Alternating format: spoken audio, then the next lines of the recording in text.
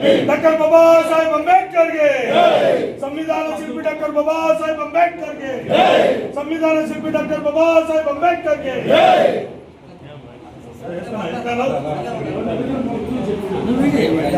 ಕಾಂಗ್ರೆಸ್ ಕಚೇರಿಯಲ್ಲಿ ಅಂಬೇಡ್ಕರ್ ಜಯಂತಿಯನ್ನ ತುಂಬಾ ಸರಳವಾಗಿ, ಯಾಕಂದ್ರೆ ಅದ್ದೂರಿಯಾಗಿ ಮಾಡ್ಬೇಕಂತ ಇತ್ತು. ಯಾಕಂದ್ರೆ ಇನ್ನೊಂದು ಅಂತ ಇವಾಗ ಸಿಂಪಲ್ ಆಗಿ ಸರಳವಾಗಿ ಎಲ್ಲ ಕಾಂಗ್ರೆಸ್ ಪಕ್ಷದ ಹಿರಿಯರು ಕಿರಿಯರು ಎಲ್ಲ ನಾಯಕರು ಸೇರ್ಕೊಂಡು ಇವತ್ತೊಂದು ಎಲ್ಲ ಘಟಕದ ಮುಂಚೂಣಿ ನಾಯಕರು ಸೇರ್ಕೊಂಡು ಇವತ್ತೊಂದು ಸರಳವಾಗಿ ಅಂಬೇಡ್ಕರ್ ಜಯಂತಿಯನ್ನ ಕಾಂಗ್ರೆಸ್ ಕಚೇರಿಯಲ್ಲಿ ಮಾಡ್ತಾ ಇದ್ದೀವಿ. ಇವತ್ತು ಅಂಬೇಡ್ಕರ್ ಜಯಂತಿ ವಿಚಾರವಾಗಿ ನಮ್ಮ ಹೋರಾಟಗಾರರು ಹಾಗೂ ಕಲಾಕಾರರಾದಂಥ ಹಾಡುಗಾರರಾದಂಥ ನಮ್ಮ ಕೀಳುವಳ್ಳಿ ಸತೀಶ್ ಅವರು ಅಂಬೇಡ್ಕರ್ ಒಂದು ಹಾಡನ್ನ ಕ್ರಾಂತಿಗೀತೆಯನ್ನು ಹೇಳ್ಬೇಕಂತ ಎಲ್ಲರೂ ಜನನಾಯಕ ಜಯ ಭೀಮಾ ಅಮರಗೊಳಿಸುವೆವು ನಿನ್ನ ನಾಮ. ಬಹುಜನ ನಾಯಕ ಜಯ ಭೀಮಾ ಅಮರಗೊಳಿಸುವೆವು ನಿನ್ನ ನಾಮ. ಬಹುಜನ ನಾಯಕ ಜಯ ಭೀಮಾ ಅಮರಗೊಳಿಸುವೆವು ನಿಮ್ಮ ನಾಮ. ಶಪಥ ಕೈಯುವೆವು ಹಿಂದೇನೆ ಈ ದೇಶ ಆಳುವೆವು ನಿಮ್ಮಾಣೆ.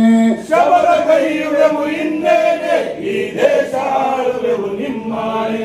ಬಹುಜನ ನಾಯಕ ಜಯ ಭೀಮಾ ಅಮರಗೊಳಿಸುವೆವು ನಿನ್ನ ನಾಮ.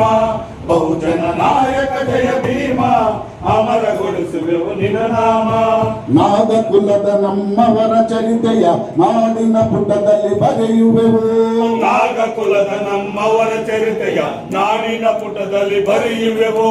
ನಾಡಿನುದ್ದಕ್ಕೂ ನೀಲಿ ಬಾವುಟ ಅಭಿಮಾನದಿ ಎತ್ತಿಡಿಯುವೆವು. ನಾಡಿನುದ್ದಕ್ಕೂ ನೀಲಿ ಬಾವುಟ ಅಭಿಮಾನಕ್ಕೆ ಎತ್ತಿಡಿಯುವೆವು. ಶಪಥ ಕೈಯುವೆವು ಹಿಂದೇನೆ ಈ ದೇಶ ಆಳುವೆವು ನಿಮ್ಮಾಣೆ.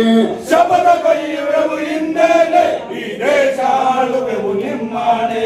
ಬಹುಜನ ನಾಯಕ ಜಯ ಭೀಮಾ ಅಮರಗೊಳಿಸುವೆವು ನಿಮ್ಮ ನಾಮ. ಬಹುಜನ ನಾಯಕ ಜಯ ಭೀಮಾ ಅಮರಗೊಳಿಸುವೆವು ನಿನ್ನ ನಾಮ. ಬಾಬಾ ಸಾಹೇಬ್ ಅಂಬೇಡ್ಕರ್ ಅವರಿಗೆ, ಅಂಬೇಡ್ಕರ್ಗೆ ಸಂವಿಧಾನ ಶಿಲ್ಪಿ ಬಾಬಾ ಸಾಹೇಬ್ ಅಂಬೇಡ್ಕರ್ಗೆ, ಮಾನವತಾವಾದಿ ಬಾಬಾ ಸಾಹೇಬ್ ಅಂಬೇಡ್ಕರ್ಗೆ, ವಿಶ್ವರತ್ನ ಬಾಬಾ ಸಾಹೇಬ್ ಅಂಬೇಡ್ಕರ್ಗೆ, ಜೈ ಬೋಲೋ ಬಾಬಾ ಸಾಹೇಬ್ ಅಂಬೇಡ್ಕರ್ಗೆ, ಜೈ ಜೈ ಜೈ ಜೈ ಜೈ ಭೀಮ್, ಜೈ ಭೀಮ್, ಜೈ ಭೀಮ್, ಜೈ ಜೈ ಜೈ ಜೈ ಜೈ ಭೀಮ್, ಜೈ ಭೀಮ್. ಇಲ್ಲಂದಿದ್ರೆ ಅಂಬೇಡ್ಕರ್ ಆಶಯಗಳನ್ನ ಯಾವತ್ತೂ ದೊಡ್ಡಾಗ್ತಾ ಇದ್ರು ಮನವಾದಿಗಳು. ಪ್ರತಿಯೊಂದು ವಿಚಾರವನ್ನ ಕಾಂಗ್ರೆಸ್ ಎತ್ಕೊಂಡು ಇಂದಿರಾ ಗಾಂಧಿ ನಮ್ಮ ಉಕ್ಕಿನ ಮಹಿಳೆ ಮಾಜಿ ಪ್ರಧಾನಮಂತ್ರಿಯಾದ ಇಂದಿರಾ ಗಾಂಧಿ ಆಗಿರ್ಬೋದು, ರಾಜೀವ್ ಗಾಂಧಿ ಆಗಿರ್ಬೋದು, ಅದೇ ರೀತಿ ಸೋನಿಯಾ ಮೇಡಮ್ ಆಗಿರ್ಬೋದು, ರಾಹುಲ್ ಜಿ ಆಗಿರ್ಬೋದು, ಪ್ರಿಯಾಂಕಾ ಮೇಡಮ್ ಆಗಿರ್ಬೋದು, ಈಗಿನ ಮಲ್ಲಿಕಾರ್ಜುನ ಖರ್ಗೆ ಸಾಹೇಬರಾಗಿರ್ಬೋದು, ಅಂಬೇಡ್ಕರ್ನ ನಮ್ಮ ಸಿದ್ದರಾಮಯ್ಯನೂ ಅಷ್ಟೇ. ಯಾಕಂದ್ರೆ ಎಲ್ಲ ರೀತಿಯಲ್ಲೂ ದಲಿತರನ್ನ ಒಂದು ಮುಂಚೂಣಿಯಲ್ಲಿ ಇಟ್ಕೊಂಡು ಎಲ್ಲ ವಿಚಾರಗಳನ್ನು ತರ್ತಾ ಇದ್ದಾರೆ. ಹಾಗಾಗಿ ಕಾಂಗ್ರೆಸ್ಗೆ ದಲಿತರು ಅಭಾರಿಯಾಗಿದ್ದಾರೆ ಅಂತ ಅನೇಕ ಕಾರ್ಯಕ್ರಮಗಳು ಇರೋದ್ರಿಂದ ಅಂಬೇಡ್ಕರ್ ಜಯಂತಿಯನ್ನ ಶುಭಾಶಯಗಳನ್ನು ಹೇಳ್ತಾ ನಾನು ಹೇಳಬಹುದು. ಲಂಡನ್ ಆಗಿರ್ಬೋದು, ಸ್ವಿಟ್ಜರ್ಲ್ಯಾಂಡ್ ಆಗಿರ್ಬೋದು, ಬ್ರೆಜಿಲ್ ಆಗಿರ್ಬೋದು, ನಮ್ಮ ಬ್ರಿಟನ್ ಪ್ರತಿ ದೇಶದಲ್ಲೂ ಕೂಡ ಯಾಕೆ ಇಡ್ತಾರೆ ಅಂತ ಹೇಳಿದ್ರೆ ಅಲ್ಲಿರ್ತಕ್ಕಂಥ ಲಂಡನ್ ಅಲ್ಲಿ ಹೋಗ್ಬೋದು. ಅವರು ಟೀಚರಿಂಗ್ ಮಾಡಬೇಕಾದ್ರೆ ಅಲ್ಲಿ ಫಾರಿನರ್ಸ್ ಅವರು ಎಜುಕೇಶನ್ ಕೊಡಿರ್ತಕ್ಕಂಥ ಘಟನೆ ಇದೆ. ಯಾರೇ ಪಾಠ ಮಾಡಿದ್ರು ಕೂಡ ಬಹಳ ಜನ ಬರ್ತಾ ಇರಲಿಲ್ಲ. ಅವ್ರ ಪಾಠ ಹೋಗಿರ್ತಾರೆ. Baba Saheb class ತಗೊಳ್ಳೋವಾಗ pin drops ಅಲ್ಲಿ ಕೂತ್ಕೊಂಡು ಅವ್ರು ಇವತ್ತು ಮಹಾನ್ ವ್ಯಕ್ತಿಗಳಾಗಿದೆ. ಅದೇ ವ್ಯಕ್ತಿಗಳು ಇವತ್ತು ಇಡೀ ಪ್ರಪಂಚ ವ್ಯಾಪ್ತಿಯಲ್ಲಿ ಅವ್ರ ಪೂಜೆಯನ್ನು ಮಾಡ್ತಕ್ಕಂಥ ಕೆಲಸ ಮಾಡ್ತಾರೆ. ಸುಮ್ಮನೆ ಅವ್ರು ಬಿಲ್ ಕೊಟ್ಟಿಲ್ಲ. ಹಾಗಾಗಿ ರಾಜಕೀಯ ವೇದಿಕೆಯಲ್ಲ ನಾವು ಮಾತಾಡೋಕ್ಕೆ ಆದ್ರೂ ಕೂಡ ನಮ್ಮ ನಾಯಕರಿಗೆ ಕೆಲಸಗಳಿರೋದ್ರಿಂದ ನಾವು ಬಹಳಷ್ಟು ಹೇಳೋದಿದೆ. ಯಾವತ್ತೂ ಕೂಡ ಯೋಜನೆ ಎತ್ಕೊಂಡು ಹೋಗಿ ಎಲ್ಲರಿಗೂ ನಿಮ್ಗೆ ಅನುಕೂಲ ಮಾಡ್ತಾರೆ. ನಮಗಿಂತ ಹೆಚ್ಚಾಗಿ ಬೇರೆ ಜನಾಂಗಗಳಿಗೆ ಅನುಕೂಲ ಆಗಿದೆ. ಈ ಒತ್ತಡವನ್ನ ಬಹಳ ದೂರ ತಳ್ಳಿದ್ರು, ಮೋಸ ಮಾಡಿದ್ರು, ಅವರನ್ನ ಸೋಲಿಸಿದ್ರು. ಅದೇ ವ್ಯಕ್ತಿಗಳು ಇವತ್ತು ಪ್ರತಿ ಹಂತಂತ ಕೈ ಮುಗಿತಾರೆ. ಅವ್ರ ಫೋಟೋ ಜೋಬಲ್ಲಿ ಇಟ್ಕೊಂಡು ತೋರಿಸ್ಕೊಳ್ತಾ ಇದ್ದಾರೆ. ಇದು ಬಾಬಾ ಸಾಹೇಬ್ ಅಂಬೇಡ್ಕರ್ ಕೊಟ್ಟಂತ ಸಂವಿಧಾನ. ಆ ಸಂವಿಧಾನದಲ್ಲಿ ಇರ್ತಕ್ಕಂಥ ಪ್ರತಿಯೊಬ್ಬರು ಕೂಡ ಅವರನ್ನು ಗೌರವಿಸಬೇಕು. ದಯವಿಟ್ಟು ಅವ್ರಿಗೆ ನೀವು ಗೌರವ ಕೊಡಬೇಕು. ಎಲ್ಲೇ ಇರಲಿ, ಹೇಗೆ ಇರಲಿ, ಎಲ್ಲರೂ ಕೂಡ ಪ್ರತಿಯೊಬ್ಬರು ಕೂಡ ನೆನೆಸ್ಕೊಳ್ಳಿ. ಆತನಿಂದ ಅನುಕೂಲ ಪಡ್ತಕ್ಕಂಥ ಈ ಒಂದು ಸ್ಥಿತಿಯಲ್ಲಿ ನಮ್ಮ ಮುಳಬಾಗಿಲು ವಿಷಯದಲ್ಲಿ ಹೇಳ್ಬೇಕು, ಏನೇ ಬಂದರೂ ಕೂಡ ಅನುದಾನಗಳು ಆತನ ಹೆಸರಲ್ಲಿ ಬರ್ತಕ್ಕಂಥ ಅನುದಾನಗಳ 90% SCಗಳು ಸೇರೇ ಇಲ್ಲ. ನಾನು ನಿಮ್ಗೆ ಲಿಸ್ಟ್ ಕೊಡ್ತೀನಿ. ಎಲ್ಲ ಕಚೇರಿಗಳಲ್ಲೂ ಮನಸ್ಸಲ್ಲಿ ಇಟ್ಕೊಂಡಿದ್ವಿ ಅವ್ರ ಹೆಸರಲ್ಲಿ ಎಲ್ಲರೂ ಚೆನ್ನಾಗಿರ್ಬೇಕು. ನಾನು SLC ಡಿಗ್ರಿ ಓದೋ ಹೋಗ್ಲೆ ಬಹಳಷ್ಟು ನಮ್ಮ ಸವರ್ಣ ಜನಾಂಗವನ್ನು ನನ್ನ ಹಾಸ್ಟೆಲ್ ಓದಿಸ್ತೀನಿ. ಆ ಕೀರ್ತಿ ನನಗೆ. ಇಲ್ಲೇ ಬಹಳ ಜನ ಇದ್ದಾರೆ. ಬೆಂಗಳೂರಲ್ಲಿ ಲಾಯರ್ಸ್ ಆಗಿದ್ದಾರೆ, ನಮ್ಮ ಹಾಸ್ಟೆಲ್ ಓದ್ಕೊಂಡು ಎಷ್ಟು ಪುಣ್ಯ. ಬೆಂಚ್ ಯಾರೋ ತಿರುತ್ತದೆ ಇವತ್ತು ಬಾಬಾ ಸಾಹೇಬ್ ಅಂಬೇಡ್ಕರ್ ಹಾಸ್ಟೆಲ್ ಓದ್ಕೊಂಡು ಆವತ್ತಿನ ಕಾಲ ಹಂಗಿತ್ತು. ಅದೇ ರೀತಿ ನಡೀತಾ ಇದೆ ಈಗಲೂ ಕೂಡ. ನಾವು ನಡ್ಕೊಂತೀವಿ, ನಾವೆಲ್ಲ ತಪ್ಪಿಕೊಂಡು ನಡ್ಕೊಂಡಿಲ್ಲ, ನಡೆಯೋದಿಲ್ಲ. ಪ್ರತಿಯೊಬ್ಬ ನಾಯಕರು ಅವ್ರ ಗೌರವ ಕೊಡೋದಕ್ಕೆ ಸಾಕು, ಅದನ್ನ ಒಂದು ಮಾಡಿ ಸಾಕು, ನಮಗೇನು ಬೇಕಾಗಿಲ್ಲ. ನೆಕ್ಸ್ಟ್ ಇದೇ ಜನಾಂಗ ಎಲ್ಲರೂ ಸೇರಿ ನಿಮ್ ಜೊತೆ ನಾವು ಇರ್ತೀವಿ. ಇದೇ ಆಜ್ಞಾನವನ್ನು ನಾವು ಅತಿ ಹೆಚ್ಚಿನ ಮಾತುಗಳಲ್ಲಿ ಬರ್ತಕ್ಕಂಥ ಚುನಾವಣೆಯಲ್ಲಿ ಇವರನ್ನ ಶಾಸಕರಾಗಿ ಮಾತಾಡ್ತಿದ್ದೇವೆ. ಬಾಬಾ ಸಾಹೇಬ್ ಅಂಬೇಡ್ಕರ್ ಮುಂದೆ ಯಾವುದೇ ದ್ರೋಹ ಪಕ್ಷದಿಂದ ಈ ಎಸ್ಸಿ ಜನಾಂಗ ದುಡಿಯುತ್ತೆ ಅಂತ ಹೇಳಿ ಅವ್ರ ಮೇಲೆ ಪ್ರಮಾಣ ಹೇಳ್ತಾ ಇದ್ದೀನಿ. ಇಷ್ಟೇ ಹೇಳಿ ನನ್ನ ಮಾತನ್ನು ಮುಗಿಸಿದ್ದೀನಿ. ಜೈ ಭೀಮ್, ಜೈ ಕಾಂಗ್ರೆಸ್. 140 ಕೋಟಿ ಭಾರತೀಯರನ್ನು ಕೂಡ ಕಾಪಾಡ್ತಾ ಇರ್ತಕ್ಕಂಥದ್ದು ಆ ಮಹಾನ್ ಭಾವನೆಗಳಿರ್ತಕ್ಕಂಥ ಆ ಸಂವಿಧಾನ ಪವಿತ್ರವಾದ ಒಂದು ಗ್ರಂಥ. ಅದಕ್ಕೆ ಹೇಳ್ತಾರೆ ವಿಶ್ವಕ್ಕೆಲ್ಲ ಮಾದರಿ ಸಂವಿಧಾನ, ಭಾರತದ ಜೀವನಾಡಿ ಸಂವಿಧಾನ. ಎರಡನ್ನು ಅರ್ಥ ಮಾಡ್ಕೊಂಡ್ರೆ ಸಾಕು. ಸಂವಿಧಾನ ಇಲ್ಲದೆ ಭಾರತೀಯರು ಬದುಕಿಲ್ಲ. ವಿಶ್ವಕ್ಕೆ ಒಂದು ಆದರ್ಶವಾದಂಥ ಸಂವಿಧಾನ ಬಾಬಾ ಸಾಹೇಬ್ ಅಂಬೇಡ್ಕರ್ ಅವರ ಒಂದು ಜನ್ಮ ದಿನಾಚರಣೆಯಿಂದ ಅವರಿಗೆ ಗೌರವ ಸಲ್ಲಿಸುವ ಮುಖಾಂತರ ನಾವೆಲ್ಲ ಇಲ್ಲಿ ಸೇರಿದ್ದೀವಿ. ತಮ್ಗೆಲ್ಲರಿಗೂ ಕೂಡ ನಾನು ನಮ್ಮ ಎಲ್ಲ ಸಂಘಟನೆಗಳ ಪರವಾಗಿ ಆಜ್ಞಾನವನ್ನು ಎಲ್ಲ ಮುಖಂಡರು ನಾನು ಮಾತಾಡುವ ಅವಕಾಶ ಎಲ್ಲರೂ ಕೂಡ ಹೊಂದಿಸಿ ನನ್ನ ಮಾತು ಕೊಡಕ್ಕೆ ಮೊದಲು ಅವರು ಅನುಭವಿಸಿರುವ ಕಷ್ಟಗಳು ನೂರಾರು, ಅವಮಾನಗಳು ನೂರಾರು. ಒಂದು 2-3 ಎಕ್ಸಾಂಪಲ್ ನಾನು ಕೊಡ್ತೀನಿ. ಅವರು ಪ್ರಾಥಮಿಕ ಮತ್ತು ಸ್ಕೂಲಲ್ಲಿ ಓದುವಾಗ ಅವರ ಶಾಲೆಯಲ್ಲಿ ಸುಮಾರು 15 ಟೀಚರ್ಗಳು ಇರ್ತಾರೆ. 15 ಟೀಚರ್ಗಳು ಕೂಡ ಬ್ರಾಹ್ಮಣ ಜಾತಿಗೆ ಸೇರಿದವರಾಗಿರ್ತಾರೆ. ಅದರಲ್ಲಿ ಇಬ್ಬರು ಒಳ್ಳೆ ಟೀಚರ್ಸ್ ಇರ್ತಾರೆ. ಅವರು ಸ್ಕೂಲ್ಗೆ ಹೋಗ್ಬೇಕಾದ್ರೆ ಗೋಧಿ ಚೀಲ ತಗೊಂಡು ಹೋಗ್ಬೇಕಾಗಿತ್ತು. ಯಾಕಂದ್ರೆ ಅವರು ಸ್ಕೂಲ್ ಒಳಗಡೆ ಕುತ್ಕೋಬೇಕಾಗಿಲ್ಲ, ಸ್ಕೂಲಿಂದ ಆಚೆ ಕುತ್ಕೋಬೇಕು. ಸ್ಕೂಲಿಂದ ಆಚೆ ಕುತ್ಕೊಂಡು, ಯಾಕಂದ್ರೆ ಮಲಿನ ಆಗ್ತಾರೆ ಅಂತ ಹೇಳ್ಬಿಟ್ಟು ಅವ್ರ ಮಕ್ಕಳನ್ನ ಹುಟ್ಟಬಾರ್ದಂತ ಇವ್ರನ್ನ ಆಚೆ ಕುಡಿಸ್ತಿದ್ರು. ಅಂತ ಅವಮಾನಗಳನ್ನ ಸಹ ಅನುಭವಿಸಿ ಅವರು ಓದಿದ್ದಾರೆ. ಯಾವುದೇ ರೀತಿ ಅವರು ಫಾರಿನ್ಗೆ ಹೋಗೋವರೆಗೂ ಅವರು ಆಚೆ ಕುತ್ಕೊಂಡೆ ಓದ್ತಾ ಇದ್ದಿದ್ದು. ಎರಡನೇದು, ಒಂದು ರಾತ್ರಿ 8 ಗಂಟೆ 9 ಗಂಟೆಯಲ್ಲಿ ಬಾಂಬೆದಲ್ಲಿ ಒಂದು ಚಕ್ಕ ಬಂಡಿಯಲ್ಲಿ ಅವ್ರ ಅಣ್ಣ ಮತ್ತು ಅವರು ಇಬ್ರು ಹೋಗ್ತಾ ಇರ್ತಾರೆ ಚಕ್ಕ ಬಂಡಿಯಲ್ಲಿ. ಆ ಚಕ್ಕ ಬಂಡಿಯವರು ನೀವು ಯಾವ ಕ್ಯಾಸ್ಟ್ ಅಂತ ಕೇಳ್ತಾರೆ. ನಾವು ಅಸ್ಪೃಶ್ಯರು ಅಂತ ಹೇಳಿದಾಗ ರಾತ್ರಿ 8 ಗಂಟೆ 9 ಗಂಟೆಯಲ್ಲಿ ಮಧ್ಯದಾರಿಯಲ್ಲಿ ಇಳಿಸ್ಬಿಡ್ತಾರೆ. ಅವ್ರ ಅಣ್ಣನ್ನು ಮತ್ತು ಅಂಬೇಡ್ಕರ್ ಸಾಹೇಬ್ನ ಇಬ್ಬರನ್ನು ಮಧ್ಯದಾರಿಯಲ್ಲಿ ಇಳಿಸ್ಬಿಡ್ತಾರೆ. ನೋಡಿ, ಅಂತ ಅವಮಾನಗಳನ್ನು ಸಹಿಸಿಕೊಂಡು ಅವರು ಜೀವನ ಮಾಡಿಕೊಂಡು ಓದ್ಕೊಂಡು ಹೋಗ್ತಾ ಇರ್ತಾರೆ. ಇನ್ನೊಂದು ಉದಾಹರಣೆ ಕೊಡ್ತೀನಿ.